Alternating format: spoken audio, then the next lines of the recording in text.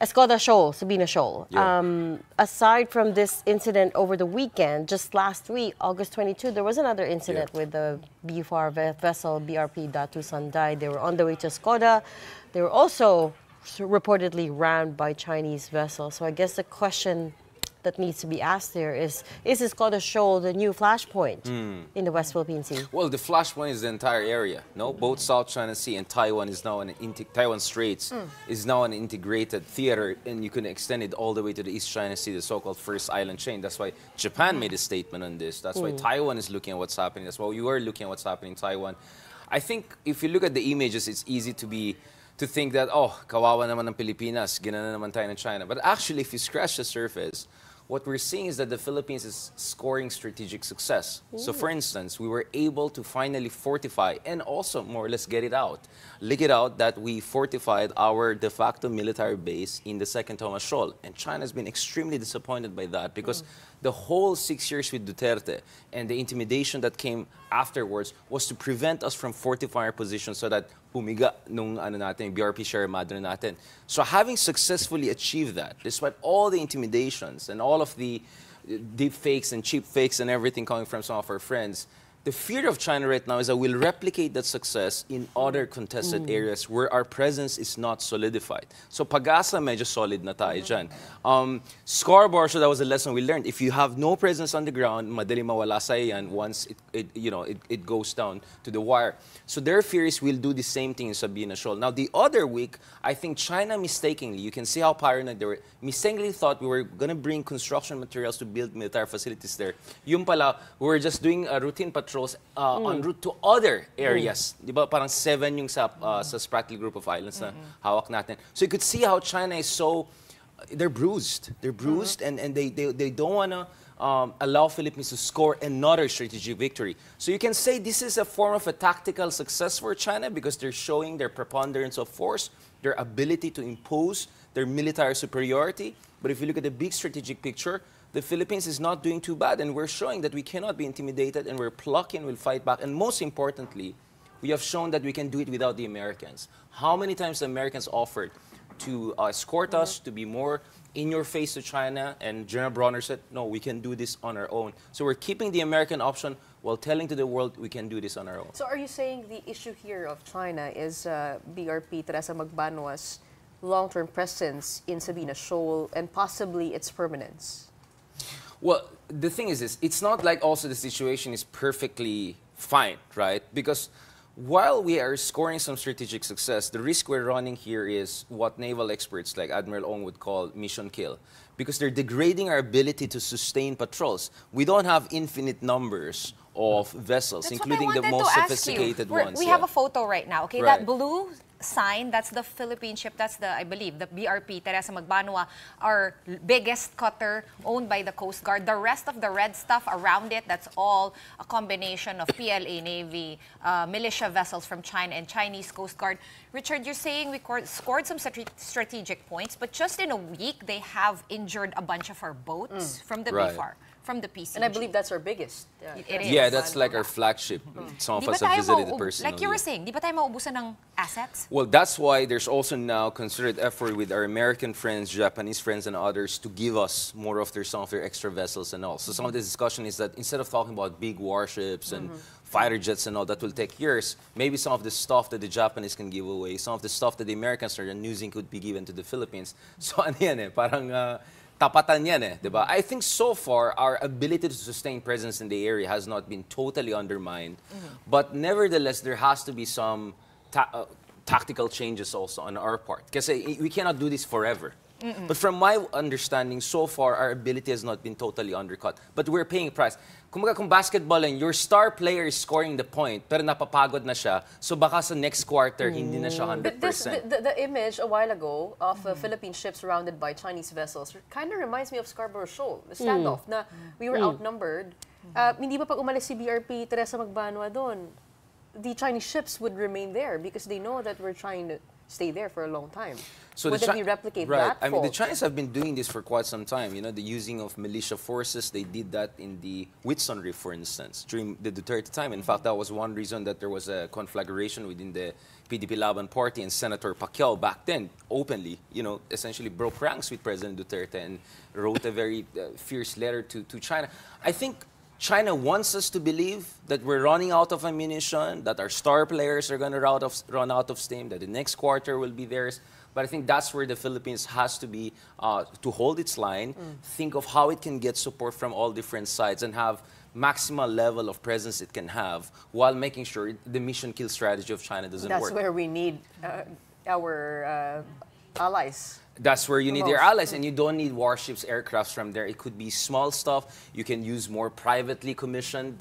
So for me, there's a whole menu of options that we haven't used yet. So a lot of people are saying, oh, the transparency is not working, etc. But the transparency initiative is just supposed to be one toolkit, right, in a bigger box. And obviously, over time, some of these toolkits are going to run out of steam, just like your good players. Right. So you have to rotate it. You have to bring in, you know, honestly, the way I look at it, again, I'm not underestimating the costs that is putting on us, but the way I look at it is, this is part of our strategic maturation, because we're not the first country to have experienced this. The Malaysians have been doing this with the Chinese from 2019 to 2021 successfully, when they unilaterally pushed for exploration in some of the areas claimed by China, by Petronas. And eventually they won out once the Americans and others came in.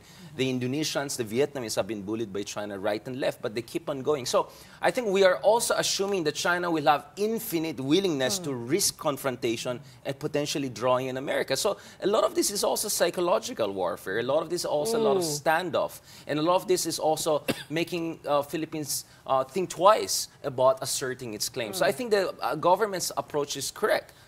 You know, hold your horses, don't panic, just continue to do it, and don't escalate it. Because once you escalate, kaya hindi tayo lumalaban. Because if we escalate it, you give excuse for China to impose its superior will. But as long as we're not doing that, we also have another option, which you didn't mention, more arbitration cases. Right? Because all of these things they're doing are in violation of different forms of international conventions and laws. You're right that the U.S. has repeatedly offered to escort them to resupply missions. In fact, just last week, U.S. Indo-Pacific Command Commander Samuel Paparo was just here, which is a very high-level visit. And he himself said, you know, we stand ready to support the Philippines on this endeavor. And yet the AFP keeps saying that we want to do this ourselves for now. Is that the right way to go? Yes, it is very much the right way, because I think the part of this diplomacy is also with the rest of ASEAN. We just had a joint Coast Guard patrols with the Vietnamese. The Indonesians started sending feelers that they want to do a joint ASEAN naval drills in the area. The Malaysians say what they want to say, but behind the scenes they're also worried with China. So you want to tell these ASEAN countries, we're not America's proxy. We're not America's deputy sheriff. We can do this on our own. But America also saying this reminds China that there's a ceiling to this. If you use armed attack, Americans will come in. Now, having said that, it doesn't mean I have no critique or proposal whatsoever. My idea is eventually the Americans and others have to consider giving us some of their excess capacity or some of their vessels, and also that the mission kill situation doesn't happen. And those are the things that we have to quietly negotiate behind the scenes. But how fast can we turn that around? I believe the Teresa Magbanua, the cutter, the biggest boat in this PCG's arsenal, that came from Japan, right? That came from Japan, but there are a couple of others coming from Japan. Right. So Prime Minister, well, former Prime Minister Kishida was here the other year, and he promised, again, half a dozen more. So there's a lot, and the Japanese Coast Guard is one of the biggest in the world. The American Coast Guard is significant. You can also talk about fast boat patrols. So the menu is actually very wide if you talk to really naval experts and all. And you know, I'm in conversation with our friends and allies in DC, for instance, who are telling us, what can we give you? Not the flashy high-end stuff. It's not the Lamborghinis and Ferraris. What are the, you know, the jeepney Toyota types we can give you? No offense, right? Which is fast. We can transfer to you, and you can use it versus, I don't know, their Geely or, so, you know, their Jack or something like that. So, sorry, I'm a guy, so I'll throw those examples. We get That's it, my we point. get it. Yeah, so because people are thinking, oh, where's the American, you know, big fish? This is actually a game. So remember, the Chinese are keeping it at the level of gray zone. This is at the very end of the gray zone, but short of arm attack. Talking about tools and using them, at which point would be using the tool of the American support in terms of resupply missions be acceptable? Is that for us to have as last option, or could we mix it up with, you know, Japanese patrols, Australian patrols? I mean, what options do we have here? Well, they say militarization of politics by other means. And speaking of politics, diplomacy is actually going on while we're speaking. So actually, while the AFP is standing strong and saying we don't need Americans, but actually Americans are here, while the Chinese are trying to push the envelope, the DFA is negotiating potentially kind of an interim agreement that covers a bigger area of the West Philippine Sea. So far, have you seen, we have an interim agreement over the second Escoda Shoal, which successfully allowed us to do RORE missions without any incident. So the Chinese kind of had to concede some setbacks there. Now they're trying to impose it. So there's some proposal to expand it further. So we're talking about different instruments of power of the Philippines. We keep on talking about military and maritime, but there's also diplomacy here that we can also work on, not to mention legal warfare. So all of these things are going together. So actually, by standing strong on the front of Coast Guard and Navy, we're also strengthening the negotiating position of the DFA as they try to say to the Chinese, no matter what you do, we're not going to back out. And the more you push us, the more allies will come in. Maybe you want us to have a face-saving interim agreement whereby we'll agree,